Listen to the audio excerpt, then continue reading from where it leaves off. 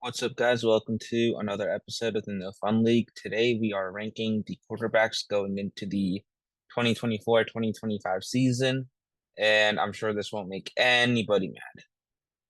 Aiden O'Connell, I think, is a solid D quarterback right now. He played one season. He did have to deal with Josh McDaniels for half the season, so we can't put too much blame on him. But still a guy that has a lot to prove. D for me. Same thing with Anthony Richardson. He's definitely better than Aiden O'Connell from what he showed last year, but he only played 5 games, looked electric in those 5 games, looked like a franchise quarterback. But we have to see what he can do now. Maybe let's dunk a little less and stay on the football field, try not to get hurt. Aaron Rodgers last year going into the Jets probably would have been A plus or S. Right now he's a solid B for me. He, seems to be attracting a lot of attention for everything that he's been saying off the field. So he will have to prove it. If not, it's going to be ruthless for him on the internet. And as someone who I think we can all tell is very sensitive to what's said about him and how he's perceived, he better hope that he plays well this season. Baker Mayfield, I think he's also a B quarterback. I think he's better than Aaron Rodgers right now. As crazy as that is to say, he played phenomenally well last season under Dave Canales as his OC. Let's see if he can keep that going with a different one this year. But I think he's really good. Bo Nix, another guy that's a D quarterback behind Aiden O'Connell. Some of the rookies I'm going to put higher just because of the potential. Bo Nix, I'm the lowest on out of the first round rookies. He does go to a coach that, has traditionally developed quarterbacks and done well with quarterbacks that he likes. Unfortunately for Russell Wilson, that wasn't him. But I don't know. I don't know. Bo Nix just, he's a little bit older. There are times where he struggled throwing the deep ball at Oregon. Let's see what happens with him. Brock Purdy, this is the first one that's going to start making people mad. Brock Purdy's an S tier quarterback in the NFL. He is a top 10 quarterback in the NFL. And don't let anybody tell you different. Look at his numbers in the fourth quarter, whether he's up or down. Look at how he played in the Super Bowl. They did not lose that game because of him. It was, the biggest moment of his career. He's the last pick in the draft, takes his team to a Super Bowl. Jimmy Garoppolo couldn't do that. No other quarterback in the Shanahan system has looked this good. Matt Ryan won an MVP and wasn't playing this well. The Brock Purdy hate needs to stop, in my opinion. Bryce Young, another guy that's a D tier quarterback, although I think he's better than Aiden O'Connell and Bo Nix. Another guy that, had a lot of bad circumstances around him his first season. Let's see what he can do in year two. Caleb Williams, I think, is a C tier quarterback off the, right straight out of the draft before he even plays a snap. I'm resisting the urge to put him in the B tier. I think he's really, really good. I think people have overlooked how good he is because he's been the presumptive number one overall pick for the last 2 years. And some people are sensitive to the fact that, oh my God, a man paints his nails. Get over it. He's a very good quarterback. CJ Stroud, S tier quarterback, one of another top 8 quarterback in the NFL, a phenomenal, phenomenal, phenomenal football player, and someone that is going to be good for years to come. Sorry about that notification. Dak Prescott is an A tier quarterback, in my opinion. I think he is overlooked and a little underrated because of the team that he plays for and the media circus that constantly surrounds it. But a really good quarterback, someone that I hope plays for a different team next year so I can root for him. Who knows? He might be playing for the Giants because we got Daniel Jones, who is going to make a fuck ton of money this year. I think he's a C tier quarterback. I think he's better than the guys below him, obviously. But the last time that he played a full season, he won a playoff game. People forget that. That was his first year under the Daboll system. He didn't really play last year. He played 2 home games last year. So let's see what he can do healthy. I do think that Drew Lock's going to play a lot this year. So I'm not like the most hopeful, but I think the contract is making the conversation around him a lot more negative than it needs to be. Derek Carr is a solid D quarterback. He is, obviously he's better than Aiden O'Connell and Bo Nix. Future wise, I would want those two ahead of Derek Carr just because of age and contract and everything like that. But he can still sling it. It's just, the Saints are such a interesting team, and this is not a judgment on the team, but the quarterback. And, he's still a decent quarterback in the NFL. Deshaun Watson is an F tier quarterback for multiple reasons. He's making $230 million guaranteed over the next couple of seasons, and he does not deserve that. B, obviously he was not convicted of anything, but you don't have that many cases against you and not be a shady person. So that obviously knocks him down. And he's also just been awful at playing football, and he is healthy and not suspended since he went to Cleveland. And I feel like that's perfectly natural for someone that did not play football for a year and a half. I think the game just kind of starts to pass you by, but he's an F tier quarterback in the NFL. Drake May, I think, is a D plus, if you will. I think he's better than Bryce Young right now just because of more potential. That's not an indictment on Bryce Young. It's just like if you lose an NFL season to, just a coach and organization fucking you up a bit, it's hard to get out of that and rebound. Trevor Lawrence was able to do it. He got a bag because of that, but it's hard to do it. We'll have to see what happens. Drake May, fresh canvas basically for the Patriots, has the arm strength that you want, has to touch up on footwork, as Bill Belichick pointed out on draft day, which everybody freaked out about. But I think he's going to be good in the NFL. Geno Smith is a C minus quarterback, in my opinion. He, revitalized his career in Seattle, also under Dave Canales, who, if Dave Canales fixes Bryce Young, he should be known as the quarterback whisperer in the NFL. But Geno Smith fixed his career up, in the last 2, 3 years. Everybody was like, oh, Drew Lock is going to be the starter. He's the younger guy. Geno's been a backup for a decade, but he played well. I do think that Seattle is thinking about when to move on, which is why they made the move for Sam Howell and things of that nature. But he's still an average quarterback in the NFL. Jalen Hurts is a C tier. I'm joking, Eagles fans. He's an A tier quarterback. I don't think he's as good as Stroud and Purdy and the others that'll be above him, but he's really good. I still think that he needs to get a little bit better as a passer, and that is not me hating on him. I really, really like him in spite of the fact that he plays for a awful organization. But he can still get better as a passer. Electric as a runner, insane athlete. When he's healthy and the pass game is mixed with his rushing ability, he can be one of the most dangerous quarterbacks in the NFL. However, as we saw last year for almost a full season, you're going to get dinged up if you're a mobile quarterback. And once he did get dinged up last year, picked up the knee injury, he was not the same. The team wasn't the same. And I know that he'll rebound this year because that's just the type of personality that he has, unfortunately for everybody else in the division. But, as of right now, A tier quarterback. Jared Goff, also an A tier quarterback. I think just his overall passing ability puts him above Jalen Hurts and Dak Prescott, even though he's not as athletic.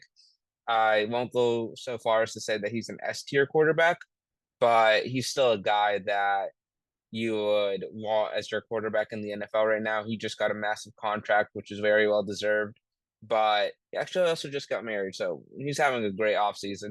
But another guy that I think is, went from being overlooked, completely revitalized his image, and is now considered a really good NFL quarterback, which he is. Jaden Daniels, another rookie. I'd put him at another D plus ahead of Drake May, but before Anthony Richardson. Another guy that I think is going into a pretty decent situation in Washington, which is surprising to say, but someone that, is very good at athletically, needs to develop as a passer, a little bit older. We'll see what happens. JJ McCarthy, I think he's, I'd put him between Bryce Young and Derek Carr as of right now. If I was just going off of my pure bias and what I feel about the player, he would be in the C tier. But realistically, if you're not beating out Sam Darnold for the starting job in training camp and OTAs and everything, you probably have a long way to develop. This is just for this season. And as of this season, he's a D tier quarterback. He has so much room to grow. It's only up from here because the F tier is reserved for the special cases. And the E tier shouldn't really exist, but it's just up here and I forgot to delete it. So, but, a guy that I think has very high potential. Joe Burrow is easily an S tier quarterback. His only issue is staying healthy. I won't spend too much time explaining my decision there. Jordan Love is an A minus quarterback. He has played 8 phenomenal games where he looked like a top 6 quarterback in the NFL, but we need a fuller sample size. Green Bay needs a bigger sample size before, they want to commit to paying him.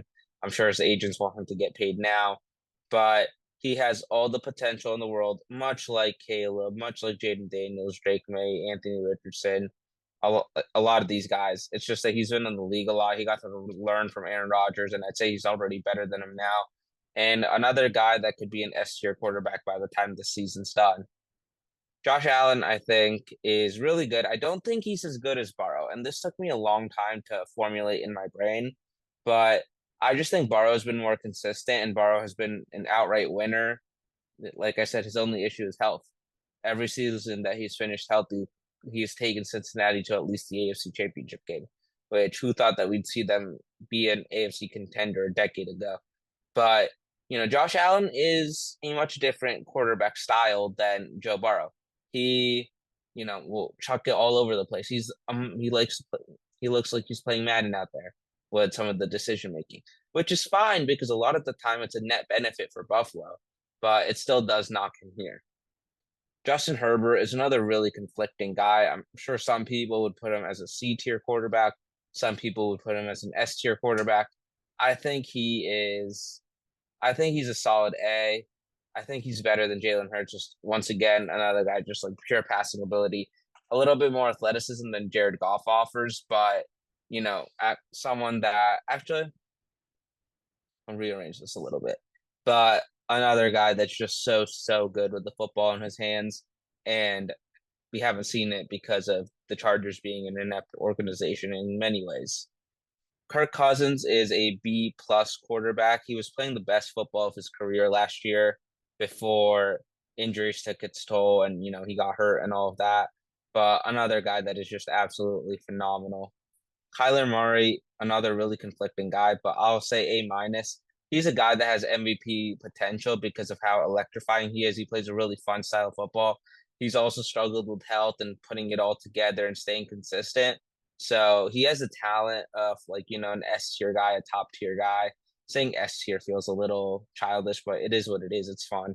But he can be a top 10 quarterback in the NFL easily. He just has to stay consistent to get there. Lamar Jackson, I think, is as of right now on the board, the third best quarterback. It sucks putting him this low because, again, he is someone that could be the best quarterback in the NFL, challenge Patrick Mahomes for that. If he had beaten Patrick Mahomes in the AFC Championship game, maybe we're having a different conversation right now if he's coming off the Super Bowl win because recency bias is very real. However, that didn't happen. I don't think it was his fault. A lot of people blamed him, which will happen. The quarterbacks get, the wins as a stat and they get the losses as a stat, both of which are wrong, but it is what it is in our media these days. But two-time MVP, can't really argue with that. Baltimore has been a consistent contender every single season he's healthy. And let's see what he does for his encore performance after the MVP. Matt Stafford, another guy that is easily top 10 in the NFL. And I think some people are going to be shocked by this, but the Rams spent the least money cash wise on their roster last season, almost 100 million less than the highest paying team. And the two real stars outside of Stafford on the offense were Puka Nacua, a fifth round rookie, and Cooper Kupp, a over 30 receiver coming off of an injury. And they had one of the best offenses in the NFL. And then Kyron Williams developed into a star as well. I won't shortchange him. But Matt Stafford is easily a top 10 quarterback. He is phenomenal. Patrick Mahomes is the best quarterback in the NFL, and I think he's going to be the best quarterback in NFL history in less than a decade. So I'll leave that there. Russell Wilson, another C minus, better than Geno Smith. I'll give him that. And as y'all can see with the list, a lot of the younger guys dominate the D pause, but that's just because they haven't reached their potential yet. They haven't played enough. Russell Wilson, we know what he is at this point, but he's playing on a minimum contract with everything to prove in Pittsburgh this season, and it would be cool if he does it. Trevor, the last three guys are so conflicting, and the conversation around them is disgusting. It's going to go great, guys. Trevor Lawrence, B plus. I know he just got paid, but that's kind of just the market. It's not really an evaluation of him. But another guy that I think can easily be an S tier quarterback was playing like a top 8 quarterback last year before he got hurt. Then he tried to play through that injury, and the stats look bad. The actual film looked bad. So people don't think of him as that good anymore. And the Jaguars are the Jaguars, so that's another story. but another guy that has exceptional arm talent that can be really good. Tua is an A-minus quarterback. I'd say similar to Kyler and similar to Jordan Love. It's about playing more because of injury. Jordan Love just didn't play more because of Aaron, but it's about, more time on the field and staying consistent. And let's see what happens when you're losing a playoff game and you need to come back, or the manufactured routes to Tyreek Hill and Jalen Waddle aren't working. I want to see him be more creative, but he has the potential to be a really good quarterback in the NFL. And Will Levis, I think, is a solid C for right now. He played a little bit more than the guys in the D range. He's young. The Titans are put every piece around him that they could this offseason to see how well he does, with the Calvin Ridley, with Tony Pollard, a revamped offensive line. So let's see what happens. I'm very excited to see. These are my quarterback rankings going into this season. Let me know what you guys think in the comments. Peace.